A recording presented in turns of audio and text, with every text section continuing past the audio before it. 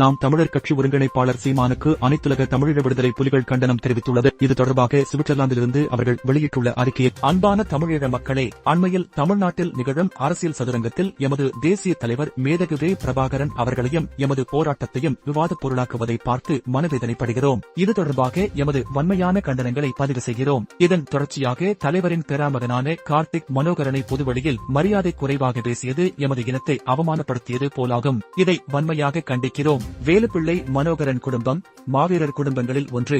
தேசிய தலைவர் அவர்கள் உறவுகளை முதன்மைப்படுத்துபவரல்ல, இருந்தாலும் சார்ல்ஸ் ஆண்டனி துவாரகா என்ற 2 மாவீரர்களை இந்த தேச விடுதலைக்காக கொடுத்தவர்கள். தமிழீழ நடைமுறை அரசில் மாவீரர்கள் குடும்பத்தினரை எவ்வாறு தலைவர் அவர்கள் மதிப்பளிப்பார் என்பதை நாங்கள் பார்த்திருக்கிறோம். எனவே மாவீரர் குடும்பம் ஒன்றின் உறுப்பினர்களை அவமரியாதை செய்வதை ஒருபோதும் ஏற்றுக்கொள்ள மாட்டோம். பொதுவெளியில் பெரியாருக்கு எதிராக தலைவரை வைத்து விவாதத்திற்கு அழைக்கும் சீமான் உடனடியாக இதை நிறுத்துமாறு கேட்டுக் கொள்கிறோம். தவறும் பட்சத்தில் எமது கடுமையான எதிர்வினையாற்றலை எதிர்கொள்ள நேரிடும் என நாம் தமிழர் கட்சி ஒருங்கிணைப்பாளர் சீமானுக்கு எச்சரிக்கை விடுத்துள்ளனர்.